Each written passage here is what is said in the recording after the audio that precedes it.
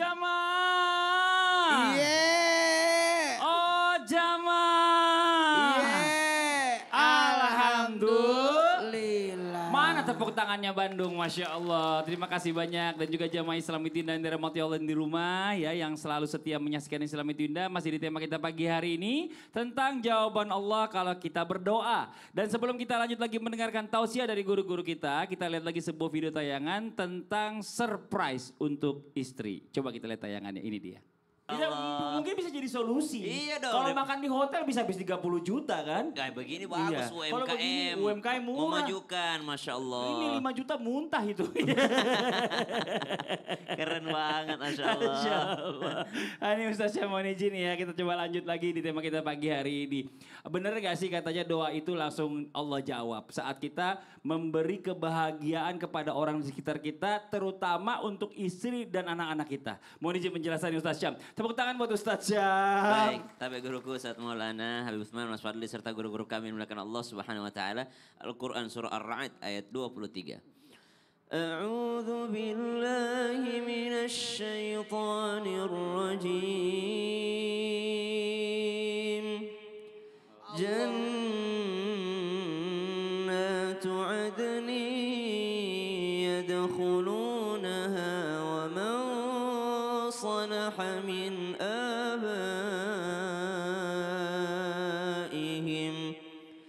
ومن صلح من آبائهم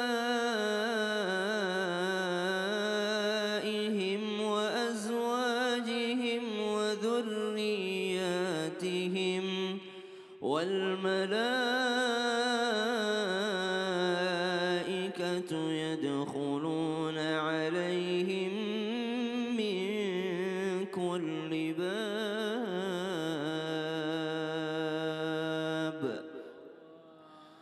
Allah menyediakan surga Jannatu Aden untuk seorang yang saleh dan mengikutkan istrinya yang salehah serta keturunannya yang saleh dan salehah serta seluruh keluarga besarnya yang saleh dan salehah. Dan ini cita-cita kita semua, tidak ingin masuk surga sendirian melainkan bersama dengan orang-orang yang kita cintai dan kita dicintai olehnya. Maka subhanallah dikatakan, apakah Allah Subhanahu wa taala bisa mendengarkan doa ataupun segera mengabulkan permintaan daripada seorang yang senantiasa berusaha memenuhi kewajiban nafkah ataupun berinfak mengeluarkan hartanya sedekahnya kepada keluarganya. Maka ada sebuah protes yang dilakukan ulama kepada orang-orang yang sibuk bersedekah di luar rumah tapi lupa untuk bersedekah untuk keluarganya. Kenapa? Karena banyak orang yang mengira lebih utama bersedekah kepada fakir miskin di luar sana dibandingkan kepada keluarga. Padahal Nabi SAW senantiasa mengingatkan kepada kita, khairukum li ahli wa ana khairukum li ahli. Sebaik-baik daripada kalian adalah yang paling terbaik kepada keluarganya. Baik di sini adalah ketika mereka mampu untuk menginfakkan, mampu untuk memberikan nafkah yang wajib terhadap pasangan dan juga anak-anaknya. Lalu setelah itu Allah Subhanahu wa taala memberikan kebaikan kepada orang tersebut. Bahkan dikatakan boleh iri kepada orang siapa? Orang yang memiliki harta lalu tahu kemana hartanya harus dikeluarkan. Orang yang memiliki ilmu lalu tahu kemana ilmu ini harus diamalkan. Termasuk di antara harta ini dikeluarkan adalah mereka yang tahu untuk membagikan harta tersebut kepada keluarga. Lalu ternyata muncul pertanyaan, kenapa bersedekah kepada keluarga sendiri itu pahalanya lebih besar dibandingkan kepada orang lain? Ternyata dijelaskan ulama, karena kalau kepada orang lain itu pujiannya banyak. Makasih banyak Bu Aji, makasih banyak Pak Aji. Masya Allah baik banget Bu Aji. Kalau ke orang lain, tapi kalau kepada keluarga, aduh kadangkala kita kasih istri, kata istrinya, aduh ini kurang. Kadang-kala kita kasih anak, wah ini bisa beli apa segini Pak? Subhanallah. Makanya pahalanya lebih besar kepada keluarga dibandingkan kepada orang lain. Kalau mau lebih besar lagi kasihnya yang banyak istrinya. Oh iya dong. Jangan sampai istrinya bilang kurang ya Bu ya.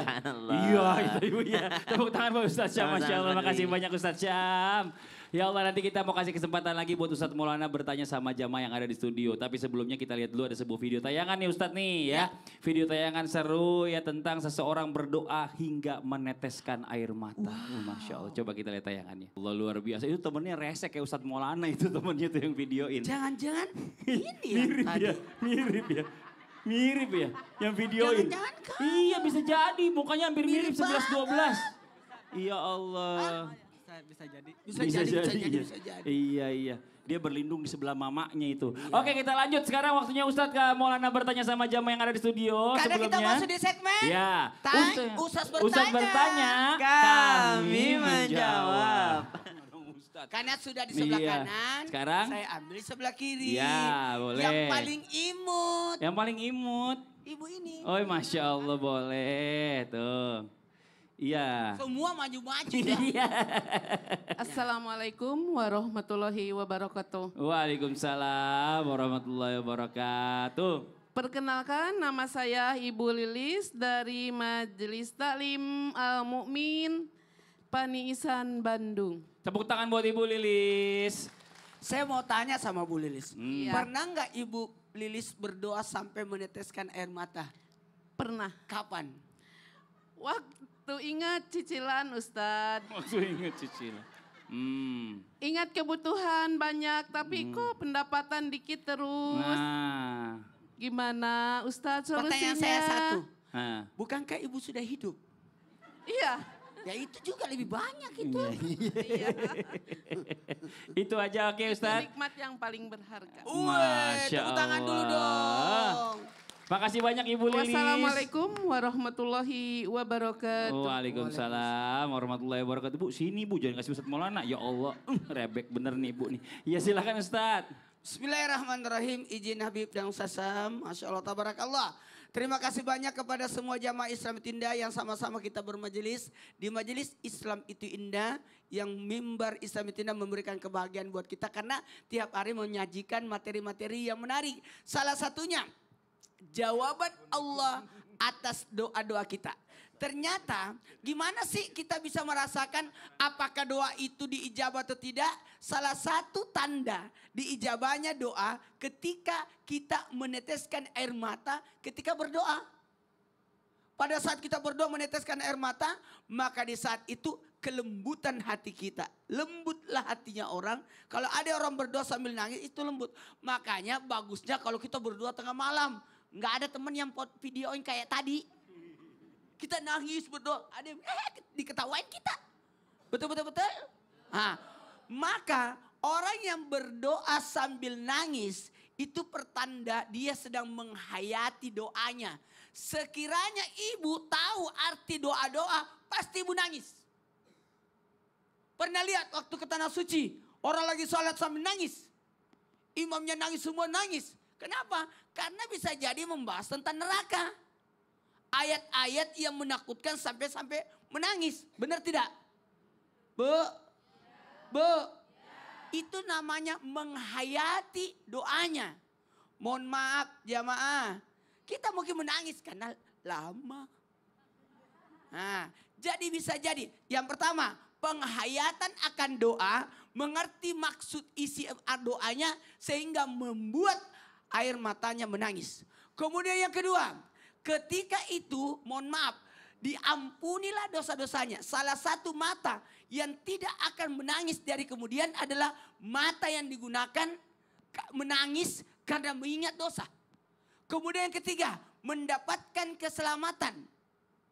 Mendapatkan keselamatan. Kemudian apa lagi? Masya Allah, tanda orang beriman. Ketika ayat-ayat Al-Quran dibacakan, maka bergetarlah hatinya sampai meneteskan air mata. Itu pertanda ada iman dalam dirinya. Yang kelima, tanda orang nangis itu bisa jadi dia memantapkan amalnya. Kadang-kadang kita berbagi bukan yang menangis yang menerima, tapi kita yang memberi nangis. Betul tidak? Pernah enggak? Dan yang keenam, apa tuh Ustadz? orang menangis karena ketinggalan ibadah. Oh, saya malah barengan sama orang pernah, saya nggak barengan sama orang nih umroh. Dia itu nangis di Kenapa? Masjid Nabawi, masuk dalam nangis, Iya. ya kan? Kenapa saya tanya? Setelah dia masuk dia nggak tahu apa yang harus dia baca, doa-doa. Makanya besok-besok sebelum umroh baca buku dulu. Kalau masuk sini doanya apa, masuk sini doanya apa. Jangan sampai sia-sia, sayang udah Saya jauh-jauh. kasih amalan doa. Apa tuh? Kalau tidak tahu sama sekali itu tadi resepnya Al-Fatihah. Betul tidak? Kalau ada, aku mau baca baca Al-Fatihah. Kok mana? Baca Al-Fatihah. Atau sekali begini, ya Allah, Ya Allah, semua yang diminta semua yang diminta oleh orang yang berdoa oleh orang yang berdoa di tempat di ini, tempat ini. berikanlah juga kepadaku. Oh, berikan juga kepada aku cara curang. Oke, kita lanjut lagi. Jamaah. Ya, kita lanjut lagi sekarang waktu kita kembali memberikan kesempatan kepada jamaah di studio mewakili jamaah yang ada di rumah ya untuk bertanya sama guru-guru kita. Sebelumnya kita kembali dulu ke segmen Tanya Dong Ustadz. Kami semua Tanya dong Ustaz. Oke, yang mau bertanya boleh silakan angkat tangannya. Mana yang di bawah dulu? Boleh ini dulu ya. Iya, boleh silakan. Assalamualaikum warahmatullahi wabarakatuh. Waalaikumsalam warahmatullahi wabarakatuh. Saya mau bertanya kepada Habib. Boleh Ibu. Mohon penjelasannya Habib. Namanya Ibu siapa? Nama saya Ibu Yati dari Majelis Taklim Al Mukmin, Pani Isan, Bandung. Tepuk tangan buat Ibu Yati. Iya, pertanyaannya Ibu Yati. Ya, Bu, lihat Habib, depan aja biar Ibu ya. kelihatan di gambarnya. Iya. Gimana cara kita tahu bahwa doa kita untuk keluarga yang telah wafat, Allah jawab dan diijabah serta sampai ke kuburnya? Ah, bagus. Itu aja Ibu Yati. Iya. Iya, makasih banyak Ibu Yati. Sama. Iya, sama-sama. Dikira mau assalamualaikum lagi. Oh, mau ya lagi Bu. Assalamualaikum warahmatullahi wabarakatuh. Waalaikumsalam warahmatullahi wabarakatuh. Tepuk tangan buat Ibu Yati, silakan dijawab Bib. Ya akhirapun Mas Fadli, Ustadz Maulana, Ustadz Syam. Bismillahirrahmanirrahim. Allahumma salli ala Sayyidina Muhammad wa ala ali Sayyidina Muhammad. Gimana kita tahu nih doa kita terhadap orang tua kita yang pulang ke rahmatullah atau saudara kita diijabah oleh Allah Subhanahu wa taala. Ada seseorang yang dia memiliki handphone. Dia kirim pesan atau kirim teks, ada tulisannya send, terkirim. Ada tulisannya terkirim. Ketika orang itu nggak punya sinyal, nggak kekirim-kirim. Tapi karena dia nggak paham pakai handphone, dia nggak tahu. Ada manusia yang dia ketika berdoa kepada Allah dengan keyakinannya, sebagaimana hadisnya Nabi Muhammad SAW, ketika hamba itu yakin akan berdoa kepada Allah, dikabulkan doanya oleh Allah Subhanahu wa taala, maka akan sampai. Tapi ketika seorang hamba dia nggak yakin kepada Allah atau dia lalai, maka tidak akan dikabulkan doanya oleh Allah, karena Allah tidak akan mengabulkan doa hamba yang lalai. Oleh karena itu, berdoa dan minta kepada Allah dengan khusyuk dan yakin kepada Allah. Sehingga apa? Sehingga dikabulkan doanya oleh Allah Subhanahu wa taala. Kita memahami bahwasanya Allah berfirman di dalam Al-Quran, wa idza sa'alaka ibadi anni fa inni qaribun ujibu da'watid da'i idza da'ani falyastajibu li wal yu'minu bi la'allahum yarshudun.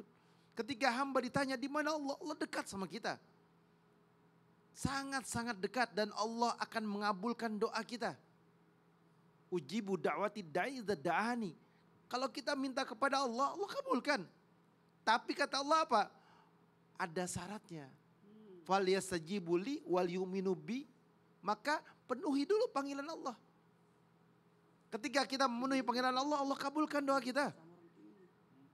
Ketika kita beriman kepada Allah dengan keyakinan bahwasanya Allah sebagai Tuhan kita, maka akan dikabulkan doa kita. Oleh karena itu, hamba yang yakin bahwasanya Allah Subhanahu wa taala akan mengabulkan doa kita, berarti dikatakan bahwasanya innallaha 'inda dzanni li'abdi, Allah berprasangka sesuai prasangka hambanya. Dia prasangka baik kepada Allah, saya yakin doa saya akan dikabulkan sama Allah. Tapi tinggal tunggu waktunya. Saya yakin bahwasanya saya minta kepada Allah, bermunajat kepada Allah, Allah kabulkan doa kita. Tetapi siapa orang yang ketika dia mendoakan keluarganya, saudaranya dengan keyakinannya, maka insya Allah sampai. Insya Allah sampai kepada Allah Subhanahu wa taala. Apalagi anak yang soleh, anak yang soleha, yang mendoakan orang tuanya, insya Allah doanya akan sampai kepada Allah. Masya Dan Allah Allah. akan mengampuni dosa orang tuanya. Amin. Dan Allah mengurangi siksaan daripada orang tuanya. Amin. Dan orang tuanya insya Allah bahagia memiliki anak yang soleh. Amin. Amin ya Rabbal. Alamin. Makasih banyak Habib. Tepuk tangan buat Habib Usman. Masya Allah, ya kita lanjut lagi. Yang mau bertanya lagi boleh silakan angkat tangannya. Yang sebelah sini deh. Sekarang ganti masih bawah-bawah dulu. Ya boleh coba Ibu silakan berdiri Bu. Assalamualaikum Ustadz. Waalaikumsalam warahmatullahi wabarakatuh. Perkenalkan saya Ibu Ice dari Majelis Taklim Al Mukmin, Panisan, Kabupaten Bandung. Tepuk tangan dong buat Ibu Ice. Pertanyaannya Ibu sama siapa? Izin bertanya kepada Ustadz Sam. Boleh Ibu Ice. Ustadz, mengapa kalau kita berdoa dan dirahasiakan, doa kita akan cepat dijawab? Tapi apakah kalau kita berdoa untuk keburukan orang lain akan cepat dikabulkan juga? Wih, Oh iya. Ibu kalau doain keburukan orang lain, Ibu kasih tahu atau Ibu kerahasiakan?